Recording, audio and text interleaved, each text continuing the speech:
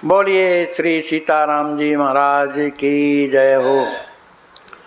एक माता जी थी, बड़ी संपन्न थी, घर में सब कुछ था, कोई कमी नहीं था, बड़े प्रेम से रहती थी। लेकिन भगवान जिसे अपनी ओर आकर्षित करते हैं तो उसका संसार काट देते हैं। कुछ दिनों के बाद उनके पति संसार से विदा हो गए। अब माता जी अकेले पड़ गईं। उन्होंने सोचा हम इधर रह कर के करेंगे क्या गांव में, चलो वृंदावन में रहेंगे और वहीं भजन करेंगे, उन्हीं के चरणों में जीवन समाप्त हो जाएगा। ऐसा सोच करके जो उनके पास था, वैभव काफ़ी था, बाकी कुछ तो गांव वालों को दे दिया, ज़मीन जगह जो भी थी, बाकी इसके अलावा जो उनके पास था वो ले करके वृंदावन आ जाती। वृंदावन में भी उन्होंने बढ़िया मकान बनवाया और एक बढ़िया सुंदर कमरा इतना बढ़िया बनवाया जिनमें ठाकुर जी को विराजमान करना है। अभी ठाकुर जी हैं नहीं उनके पास, तो बड़ा सुंदर कमरा उन्होंने बनवाया। फिर इसके बाद उन्होंने राधा कृष्ण की सुंदर मूर्ति ली, बड़ी बड़ी वाली, और उनकी प्रतिष्ठा कराई घर में। प्रतिष्ठा कराने के बाद वो बैठ करके सुंदर उनका श्रृंगार करती थीं, सुंदर सुंदर कपड़े पहनाती थीं, और उनके अंदर ये भाव था कि हमारे कोई संतान तो है नहीं, बस यही श्याम सुंदर जो हैं यही हमारे माने बहू लड़के हैं, ये भाव से सेवा करती थी। बड़े सुंदर लगते थे। जब भाव से सेवा की जाती है ना तो ये भगवान भी बड़े अच्छे लगने लगते हैं, बड़े सुंदर लगने लगते हैं। और उन्हें क्या चाहिए ये मन में अपने आप भाव प्रकट होता है। कभी कभी भगवान की सेवा आदमी जब करता है, जिनके हृदय में उनके प्रति प्रेम है, तो बहुत सेवा करते करते वो सेवा बिगड़ने लगती, चाहते हुए भी बिगड़ जाती, ये उनकी बात रहती। तो ये भक्त और भगवान के प्रेम के बीच की बात होती। अब हुआ क्या कि कुछ दिनों के बाद माता जी के मन में आया कि मेरी बहू के पास सुंदर साड़ी नहीं, धोती नहीं, तो चलो वृंदावन में जो सबसे अच्छी दुकान होगी उससे अपनी बहू को मैं साड़ी लाऊंगी। तो वृंदावन में जाती है और एक बहुत बड़ी दुकान में जाती है, जो वृंदावन की सबसे बड़ी कपड़े की दुकान थी। उन्होंने जा कर के कहा, भैया हमको इतनी बढ़िया साड़ी दिखाओ, कीमत की वो नहीं है कि ये कितने की है, सुंदर होनी चाहिए, चाहे पैसा जो लग जाए। उस दुकानदार ने पूछा, माता जी किसके लिए? कहा हमारी बहू के लिए है। अच्छा, वो नहीं जाना कि क्वालिटी, सब कोई जानते बहू आई होगी। तो उसने अच्छी क्वालिटी की धोती निकाली, तो माता जी को पसंद ना आई। कहा माता जी ये 3000 की है, कोई 2000 की है, कोई 5000 की है। कहा ये 1000 मत बताओ, तुम्हारे यहाँ जो सबसे सुंदर धोती हो वो निकालो, चाहे जितने की हो। और वो जो अच्छी अच्छी धोती थी सब रख दिया, लेकिन माता जी के पसंद ना आई। क्या करें, हमारी बहू कितनी सुंदर है, जब सुंदर धोती पहनेगी तभी तो और सुंदर लगेगी। उनके माता जी के भाव। ऐसा धोतियों को देख रही थी। उसी समय पर क्या देखती हैं माता जी कि रोड से एक बड़ी सुंदर महिला और उसके साथ में एक औरत और है, वो चली जा रही। लेकिन जो महिला थी वो इतनी सुंदर धोती पहने थी कि उसको देख करके माता जी का मन लुब्ध हो गया और कहा भैया रखो हम आते हैं। और वहाँ से चलिए, उस महिला के पीछे पीछे लग गई माता जी। और उसके साथ में जो एक और औरत थी, वो महिला उससे बात करती हुई चली जा रही थी, और माता जी भी पीछे लग गई कि भाई इसका घर ठिकाना मिले, जब ये बैठे तो हम इससे बात करें, अब रास्ते में क्या बात करना है। और वो महिला चलते चलते जब वृंदावन पूरा निकल गया तो बाहर बड़े भारी मैदान में उसका महल बना हुआ था, और दरवाजे में एक सेविका थी जो दरवाज़ा खोला करती थी। तो वो महिला निकली, एक वो निकली और माता जी भी निकल गईं। वो सोचा इनके साथ में वो आई होंगी, इसलिए उसने जाने दिया। अब वो जो है महिला अब अपनी अटारी में चढ़ने लगी। अब वो तो दूसरी जगह चली गई, जो उसकी सेवका थी वो दूसरी जगह चली गई। अब माता जी पीछे पीछे अटारी में चढ़ती जा रही। जब उसका कमरा आया, बड़ा सुंदर कमरा, जहाँ देखो एकदम एक से एक वस्त्र टंगे हुए हैं और सुगंधी आ रही है। अभी तक उसने मुड़ करके माता जी को नहीं देखा। और जब वो महिला जा करके अपनी जब कुर्सी में बैठती है, बड़ी सुंदर कुर्सी थी, तो देखा तो माता जी खड़ी पीछे बने आगे। तो उठ करके खड़ी हुई, अरे माता जी आप यहाँ कैसे? कहा बेटी हमने तुमसे कुछ पूछना है। अब तो खड़ी हो गई, माता जी को बैठाया और हाथ जोड़ लिया उसने। हाँ माता जी बताइए। कहा बेटी तुम हमको ये बताओ कि ये जो तुम साड़ी पहनी हो ये कहाँ से लाई? अब रह गई वो। कहा माता जी क्या बताएं, कहने में बड़ा संकोच लगता है।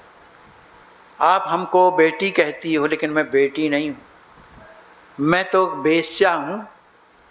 मेरे चाहने वाले बहुत से आते हैं, वो धोतियाँ लाते हैं विदेशों से। अरे कहा बेटी ऐसा मत को, तू तो मेरे लिए बेटी जैसी, तू तो ये बता इस तरह की साड़ी कहाँ मिलेगी? तो कहा माता जी किसके लिए है? कहा मेरी बहू के लिए है। कि अच्छा आपकी बहू ऐसी है? कहा हाँ। कहा बहू का नाम तो बताओ, क्या नाम है उसका? कहा उसका नाम है राधा। राधा, अच्छा। वो समझ गई। और जब राधा कहा तो माता जी की आंखों में आंसू आ गए कि को प्रेम था। अब वो समझ गई कि ये माता जी राधा रानी के लिए कह रही। उन्होंने कहा माता जी आप चिंता ना करें, मैं इससे भी सुंदर धोती मैं आपकी बहू को के लिए मैं स्वयं लेकर के आऊँगी, आप निश्चिंत रहिए, मैं स्वयं लाऊंगी। कहा नहीं बेटी पैसा ले लो हमसे और जितना जो लगे। कहा वो यहाँ नहीं मिलती माता राम, ये विदेशों में मिलती है। मैंने बताया ना कि मुझे चाहने वाले लोग आते हैं वही दे जाते हैं। अब देखो माता जी का सत्संग, भगवान की कृपा ने उसके जीवन को बदल दिया। माता जी तो चली गई, उसका मन बड़ा दुखी हो गया कि देखो एक माता जी को देखो जो राधा रानी को अपना बहू बनाए, और मैं इसी वृंदावन में रह करके मैं क्या कर रही हूँ? मैं संसार के लोगों से प्रेम करती हूँ।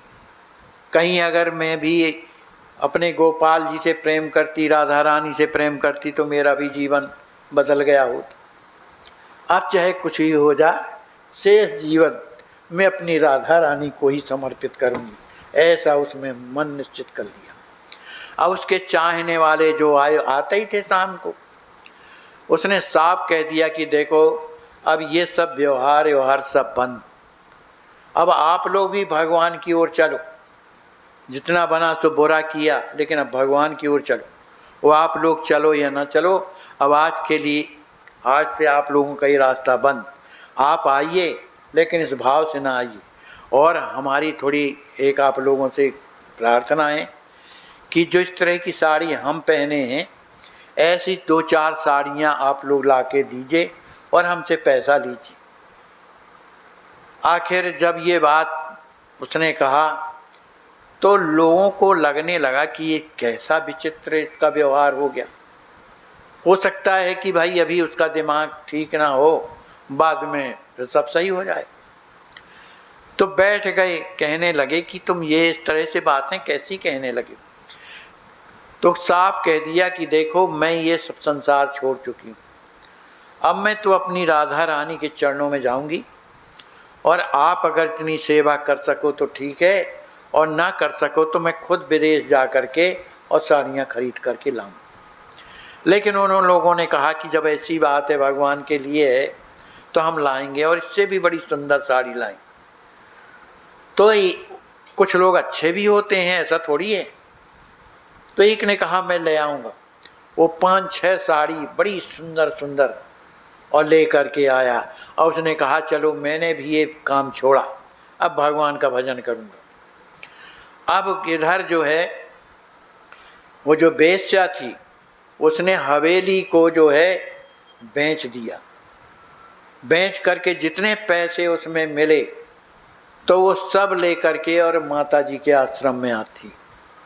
माता जी के जब आश्रम में पहुंचती है तो माता जी तो अपने भगवान के उसमें लगी थी। दरवाज़ा खटखटाया तो उसने कहा कि माता जी दरवाज़ा खोलो। उसको लगा इसको तो मैं पहचानता सा हूँ, कौन हो सकता है वही हो। जैसे ही दरवाज़ा खोला तो वही थी बेश्या। अरे कहा आओ बेटी आओ, बहुत बढ़िया आ गई, मैं तो रोज़ाना चिंतन करती थी तुम्हारा। आ करके बैठी, माता जी के चरणों में प्रणाम किया। कहा तुम हमको बहू को तो दिखाओ, कहाँ है तुम्हारी बहू। दूसरे कमरे में रहीं। जा करके जैसी राधा रानी को देखा, उनके चरणों में अपना सिर रख दिया उसने और कहा माता जी अब श्रृंगार का काम तो मेरा है, मैं करूँगी इनका श्रृंगार, और श्रृंगार भर नहीं करूँगी, मैं इनके सामने नृत्य करूँगी, मैं बहुत सुंदर नाच करके जानती हूँ। इस तरह से वो रोज़ाना श्रृंगार करती थी राधा रानी का। माता जी भी बड़े प्रसन्न होती थी। मारे प्रेम के उस बेश्या को भी हृदय से लगा लेती थी। बेटा तू कितनी सुंदर है, देखो कितना सुंदर श्रृंगार किया, और तू भी तो इतनी सुंदर है, तो उनकी दासी योग बनने योग्य है। बेटा तुम इनको अपनी स्वामिनी बनाओ और इनकी सेवा करो, जीवन सफल हो जाएगा। कहा माता जी बस यही आशीर्वाद तो लेने आई हूँ, अब मैं कहीं नहीं जाऊँगी, यहाँ ही सेवा करूँगी। माता जी को बड़ी प्रसन्नता हुई।